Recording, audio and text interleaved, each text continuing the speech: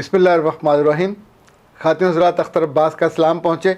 बहुत साल पहले 7वीं क्लास का पेपर था और हम लोग अपने स्कूल में, ये बंगला जतीम वाला 132 सिक्सर का स्कूल था, ज़मीन पे टाटों पे बैठे हुए थे और मुझसे कुछ दूर हमारा क्लास फेलो 7 था और पेपर के दौरान मैथ का पेपर था तो अचानक उसने ज़ारों कतार रोना शुरू कर दिया। मैं कुछ दूर बैठा पहले उसको देखता रहा और मैंने सोचा कि मैं उठ के उसके करीब जाऊँ और उसको तसल्ली तो ज़ाहिर है, मेरा दोस्त है, इस वक्त वो रो रहा है। तो फिर मुझे अचानक अपने जो टीचर थे राना शकूर साहब वो याद आए। तो मैंने कहा वो अभी आ जाएंगे और आके मेरे कंधे पे हाथ रख के कहेंगे, क्यों जनाब, क्यों रुलाया इस मासूम को, क्या कसूर किया था इसने, क्या ख़ता की थी इसने जो आपने इस पर जुल्म ढाया। तो मैंने कुछ जुल्म नहीं ढाया, लेकिन फिर भी मैं एकदम से डिफेंसिव हो जाऊँगा और इसके रोने का कोई जवाब बयान नहीं कर सकूँगा। खातिन हज़रात, ये जो हम रोते हैं, बड़ा हो या छोटा हो, कभी कभी मोहब्बत की कमी से रोते हैं, कभी खौफ से रोते हैं, कभी किसी की निगाह के गिरने के डर से रोते हैं। कोई वजह, सबकी वजह अलग अलग होती है। कभी किसी कोताही का और कमज़ोरी का इजहार होता है ये रोना। उस लम्हे जब साद रो रहा था तो अचानक आवाज़ आई। हमने सर उठा के देखा तो राना साहब उसके कंधे पे हाथ रख के उससे पूछ रहे थे, क्यों जी, क्या हुआ जनाब को, आपकी इन आँखों और इस आँख शरीफ के ये क्यों भर भर आती है और इतने बड़े बड़े आंसू क्यों आपके गिर रहे हैं। तो जब 2-3 उन्होंने इस तरह के जुमले, अच्छा वो इसी तरह बोलते थे, इसी टोन में, बड़ी मोहब्बत से, थोड़ा उसमें तंज होता था, थोड़ा टॉन्ट सा होता था, पर मीठी मीठी एक होती थी चुभन का सा एहसास। तो ये बात सुनने के बाद साद ने उनकी तरफ देखा और कहा, मास्टर साहब, उस ज़माने में सर नहीं कहते थे, मास्टर साहब भी नहीं कहते थे, माट साहब करके कहते थे, माट साहब आप झूठ बोलते। 7वीं क्लास और आप सोचे एग्ज़ाम का दिन हो और बच्चा टीचर की आंख में आंख डाल के कहे कि आप झूठ बोलते हो, जो कुछ आपने अल्लाह ताला के बारे में बताया था वो भी झूठ निकला। आपने तो कहा था उससे जो मांगो वो देता है। मैंने दुआ की थी कि सबक नंबर 9 से लेके 11 तक कोई सवाल ना आए और मैंने उसको छोड़ दिया था और मैंने उससे कहा था कि सबक 1 से 8 तक सारे सवाल दे देना। ये देखें पेपर, सबक 1 से 8 तक कुल 2 सवाल आए हैं और बाकी सारे चैप्टरों में से कोई सवाल ही कोई नहीं, वो सारे सवाल वहाँ से आ गए हैं जो मैंने छोड़े थे। और आपके अल्लाह ताला ने मेरी कोई बात नहीं सुनी और आपने जो उसके बारे में कहा सब झूठ है। ये बात सुनने के बाद कोई और होता तो मुंह मार मार के थप्पड़ों से उसका लाल कर देता, पर वो राना साहब थे, उन्होंने उसका मुंह लाल नहीं किया, उसकी तरफ देखा, फिर उन्होंने कनखियों से हमें देखा, क्योंकि हम सब पेपर हल करते छोड़ के उनकी तरफ देख रहे थे। तो कहने लगे, साद मियाँ, क्या अल्लाह मियाँ तुमसे फरमाइश करने खुद नीचे आए थे कि तुम ये तैयारी ना करो और तुम इन चैप्टरों को छोड़ दो और इन चैप्टरों को पढ़ लो और सारा पेपर उसके अंदर से आ जाएगा। साद ने कहा नहीं, कहा तुमने ऊंट के घुटने बांधे नहीं और उसे छोड़ दिया तो अब जहाँ मर्जी निकल जाए।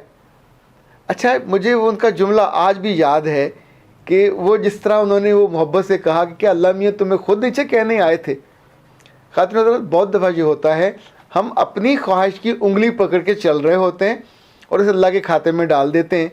फिर जिसने हमें अल्लाह से जोड़ा होता है हम उसको उंगली करके इशारा करते हैं कि तू भी झूठा और तेरे अल्लाह ताला के बारे में जो तुमने मुझे बताया था वो तो झूठ निकला, वो तो नहीं सुनता।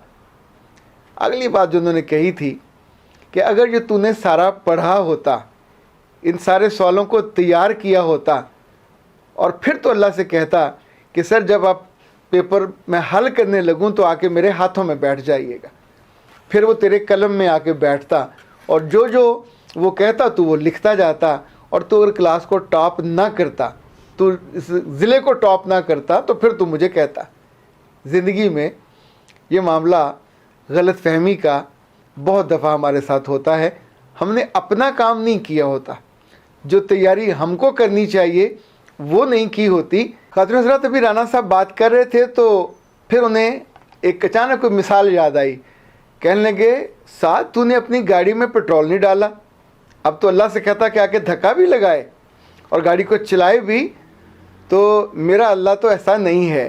तू इतना याद रख कि अगर उसे ऐसी बातों पे गुस्सा आता तो तुझ जैसे मासूमों की وہ آ کے گالوں کو لال کر دیتا. تو تمہاری بات سن کے وہ بھی مسکرایا ہوگا, پر تو یہ بتا تو نے تیاری کیوں نہیں کی؟ تو سعد نے پھر اپنی آنکھوں سے آنسو پونچھے اور کہا کہ سر وہ میں تو تیاری کرنا چاہتا تھا, وہ شیطان صاحب آ گئے اور انہوں نے مجھے آ کے کہا کہ اتنا پڑھ لیا اب سو جا, باقی اپنے اللہ پہ چھوڑ دے, وہ تمہاری تیاری ویاری کرا دے گا. تو پھر میں نے اللہ سے کہا کہ یہ اتنے چیپٹر میں کر لیتا ہوں, باقی چیپٹر میں سے سوال نہ آنا. خاتون حضرات, ہم میں سے جب بھی کوئی اللہ سے فرمائش کرتا ہے, خواہش کرتا ہے, تو اکثر ہم سعد کی طرح بھی کرتے ہیں. جب ہماری خواہش اللہ تک پہنچتی ہے اور ہماری آس کا, ہماری امید کا ہاتھ پکڑ لیتا ہے, تو اسی لمحے کہیں شیطان ہمارے دل میں نا امیدی اور مایوسی کو بھی لے کے آتا ہے کہ اس سے پہلے فلاں وقت میں یہ ہوا تھا. تو ہم اس وقت اللہ کے صدقے واری جانے کی بجائے اور اس کا شکریہ ادا کرنے کی بجائے کہ سر آپ نے ہمیں اٹینڈ کیا اور میری بات ماننے لگے ہو, تو ہم ناشکری کرنے پہ لگ جاتے ہیں, پچھلی کوئی بات سنانے لگ جاتے ہیں. تو جو سفر شکر سے شروع ہو اس کا انجام اور ہوگا, جو ناشکری سے شروع ہو اس کا انجام اور ہوگا, جو یقین سے شروع ہو وہ اور ہوگا, جو بے یقینی سے شروع ہو وہ اور ہوگا. سعد کی بات کی مکمل آپ کو اگر تفصیل بتاؤں تو آپ کو اور مزہ آئے گا کہ پھر اس نے بتایا کہ سر رات میں پورے سبق کرنے لگا تھا, اچانک شیطان آیا اور اس نے آ کے مجھ سے کہا کہ تم یہ چھوڑ دو اور سو جاؤ آرام سے. سعد نے اپنے آنسو پوچھتے ہوئے کہا سر میں نے بھی یہی کیا, میں نے دعا مانگتے مانگتے دعا ادھوری چھوڑ دی, پہلے اللہ کا شکوہ کیا فلاں موقع پہ میری بات آپ نے نہیں مانی تھی, اب بھی کہیں ایسا نہ ہو کہ بات نہ مانے, اور پھر میں نے بے یقینی کے ساتھ بات کو مکمل کیا اور شیطان کی انگلی پکڑ کے میں نے وہ پڑھنا چھوڑ دیا. اگلی بات اس نے بڑی دلچسپ کی, اس نے کہا سر یہ شیطان رات کو سوتا کیوں نہیں ہے, اگر یہ سو جاتا تو میں نے سارا سبق مکمل کر لینا تھا. تو شکور صاحب نے ہنستے ہوئے کہا کہ یہ تمہارے ساتھ پہلی دفعہ نہیں ہوا, اس سے پہلے حسن بصری صاحب کے ساتھ بھی یہ ہوا تھا. ان سے بھی کسی نے پوچھا کہ یہ شیطان رات کو سوتا کیوں نہیں ہے, تو انہوں نے کہا کہ اگر یہ رات کو سو جاتا تو ہم لوگوں کو بڑی راحت ہوتی, پر اس کی ڈیوٹی ہے یہ رات کو سوئے گا تھوڑی. یاد رکھیے گا جو دشمن جاں ہو یا دشمن ایمان ہو وہ سویا نہیں کرتے, ان کی ڈیوٹی ہے. شیطان کوئی نافرمانی کے منصب پہ بیٹھا ہوا تھوڑی ہے, اس کے ذمہ ہے ڈیویٹ کرنا, لوگوں کو ان کے ایمان سے ان کی خوشی سے محروم کرنا, وہ کرتا رہے گا چونکہ رب نے اس کو اجازت دی ہوئی ہے. ایک دفعہ ایک استاد نے اپنے شاگرد سے جو اس کے پاس بہت عرصہ رہا اور اس سے کہا کہ اب تم واپس جانے والے ہو, ذرا یہ بتاؤ کہ اگر کبھی کوئی بڑا دشمن تم سے آ کے لڑنے لگ جائے, تمہاری راہ کھوٹی کرنے لگ جائے, تمہیں ڈیویٹ کرنے لگ جائے تو کیا کرو گے؟ تو اس شاگرد نے کہا کہ سر میں بڑا طاقتور ہوں, آپ کے پاس میں رہ کے بڑا علم سیکھ گیا ہوں, میں لڑوں گا اس سے.